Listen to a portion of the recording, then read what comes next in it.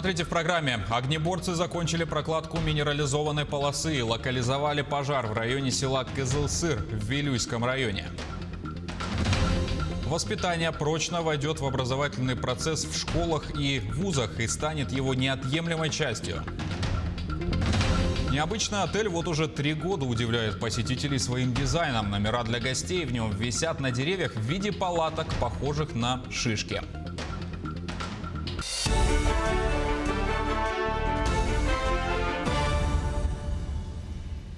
Продолжаем эфир нашего телеканала новостями к этому часу.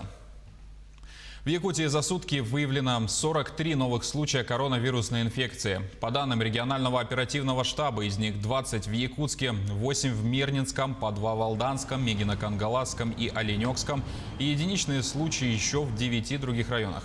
Подтвержден 1 летальный случай от COVID-19. За сутки лаборатории республики провели почти 3400 исследований.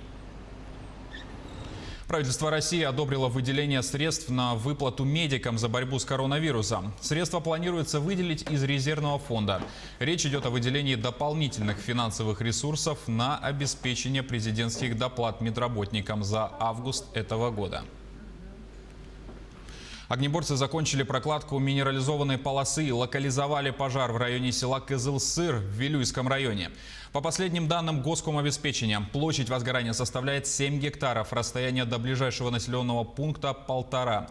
На тушении работают сотрудники Государственной противопожарной службы, лесничества и ПАО «ЕТЭК». Всего 59 человек и 12 единиц техники. Кромка пожара окружена, проделана минерализованная полоса протяженностью 3 километра и шириной 4 метра. Ведется окарауливание возгорания. Не так давно наша съемочная группа рассказывала о проблемах жителей дома по улице Каландрашвили, 25А. В этом доме проживает 20 семей, в которых есть маломобильные граждане. Взрослые инвалиды-колясочники и дети с ДЦП. И при этом дом не оснащен ни пандусами, ни подъемниками. Комментарии на этот счет дали в прокуратуре республики, Министерстве строительства и Республиканском ипотечном агентстве. Сдвинулось ли дело с мертвой точки, расскажет Полина Долинская. Законодательство Российской Федерации гарантирует равные возможности людям с ограниченными возможностями.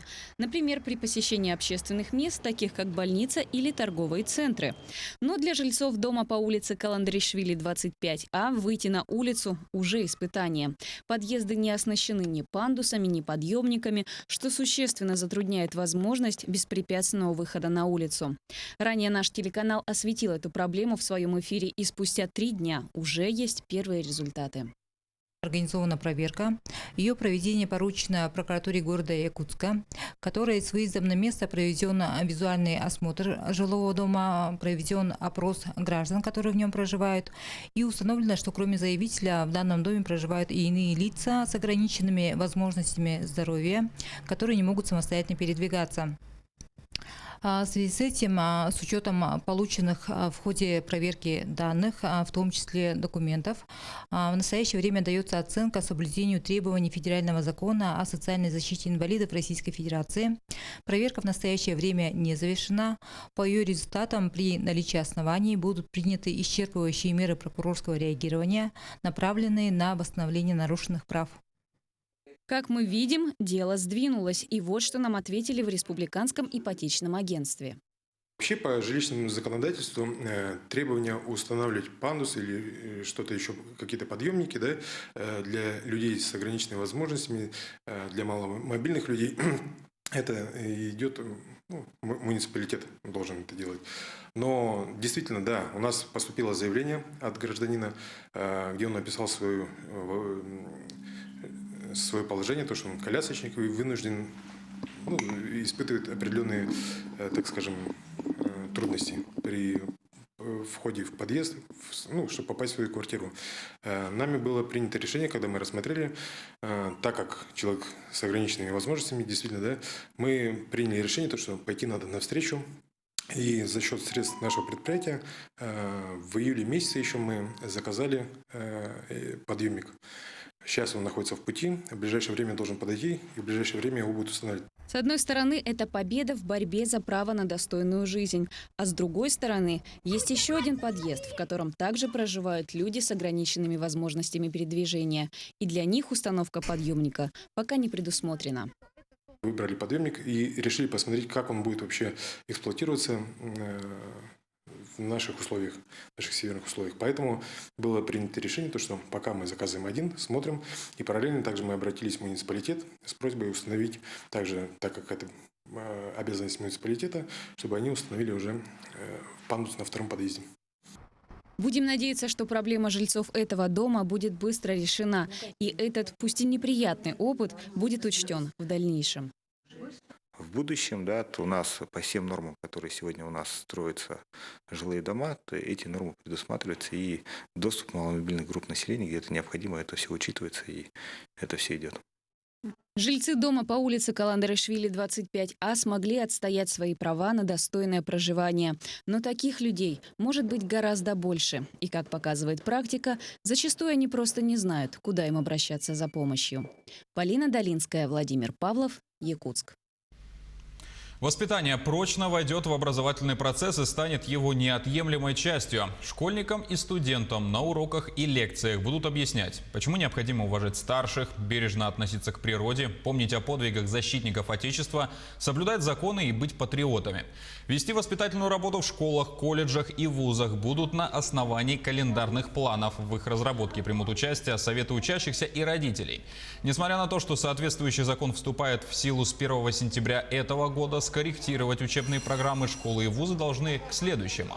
Использовать в воспитательной работе можно будет и потенциал учебных предметов, в том числе истории, литературы и русского языка. Детские школы искусств Якутии приступают к дистанционной работе. Такой формат продлится до 1 октября. Педагогам предстоит вплотную заняться методической работой, разработкой учебных планов и онлайн-занятиями с учениками. Напомним, что дату открытия 1 октября учреждений доп. Образования на днях озвучил глава Якутии во время прямого эфира в социальных сетях. По словам первого заместителя министра культуры и духовного развития Якутии Владислава Левочкина, у детских школ искусств есть своя специфика. Это обязательные индивидуальные занятия педагогов с юными музыкантами. Это надо учесть, поэтому занятия должны быть возобновлены не позже 1 октября. 30-летний юбилей отмечает шахтостроительный трест «Алроса». Его история началась в 1990 году. Тогда на первый объект высадился шахтерский десант. Учились многому с нуля, прямо на промплощадке. Ведь в то время не было еще ни мирового опыта и навыков добычи алмазов в условиях вечной мерзлоты. Кристина Каширина о специфике подземных работ и ее первопроходцах. Провести проходку, благоустроить подземные выработки, при этом выбрать технологии и материалы, подходящие по всем горно-геологическим условиям для данного объекта. Профессия шахтостроителя разносторонняя, требует знаний по многим узким специальностям. И здесь без специализированной техники не обойтись.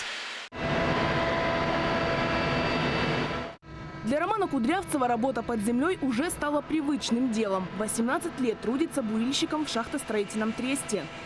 Я не могу вам сказать, что меня пугает глубина. Я вообще не вижу разницы, допустим, между 380 горизонтом и 580 горизонтом. Нет, абсолютно нет. А долго вам приходится добираться до рабочего места? Ну, вы знаете, я бы не сказал, что это долго.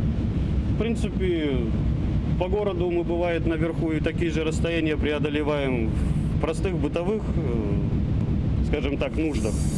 Более 100 километров под землей прошли шахтостроители, открывая новые горизонты. Это можно сравнить со строительством метро от Мирного до поселка Чернышевский со всеми станциями. Таков итог 30-летнего пути отважных и мужественных людей. Все это позволило горнякам вести разработку и добычу алмазов подземным способом на рудниках Алроса в Мирном, Айхале и Удачном. 30 лет назад мировая практика еще не имела навыков проходки глубоких выработок в условиях вечной мерзлоты.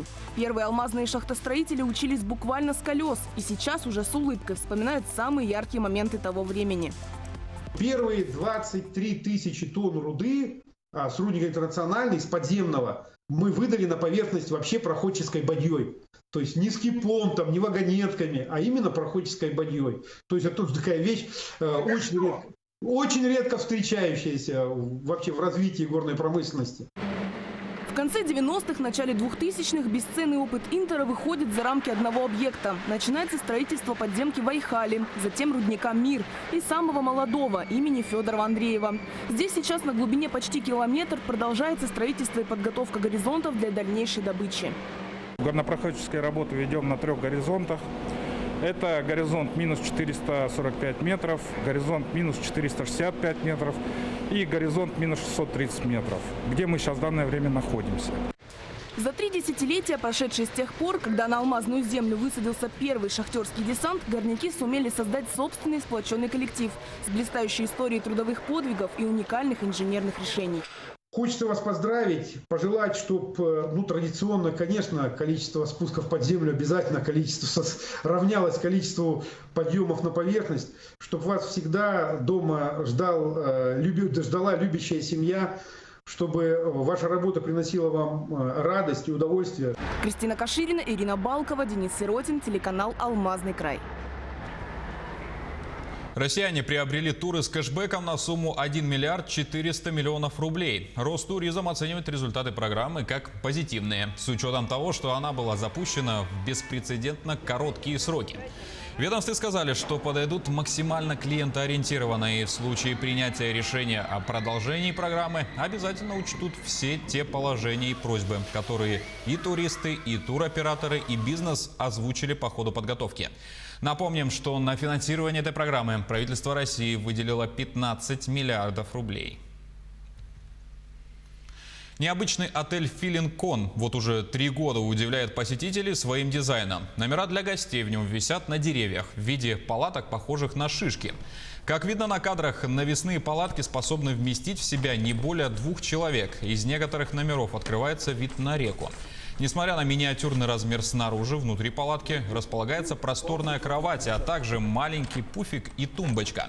Идея постройки таких необычных номеров появилась у директора отеля и теперь привлекает гостей со всего мира.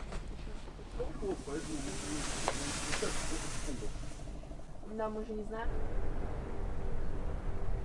Мы только на одну ночь просто интересно было, что это такое, потому что мы видели фото, мы не понимали как. Ребенок сказал, что это вообще ему казалось, что будет такой маленький кокон, в котором он будет сидеть вот так один. Они приехали, мы 2 шишки взяли, одну детям, одну нам. Очень классно. На этом программа подошла к концу, но наши корреспонденты продолжат следить за развитием событий, а мы будем держать вас в курсе новостей. Спасибо за внимание и до встречи в эфире.